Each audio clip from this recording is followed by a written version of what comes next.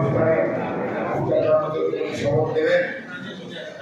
আমাদের ব্রত হোক দিনাজপুর জেলা আইনজীবী সমিতির সত্য এবং স্বার্থ রক্ষা করা, এই আশীর্বাদ ব্যক্ত করছি আমি।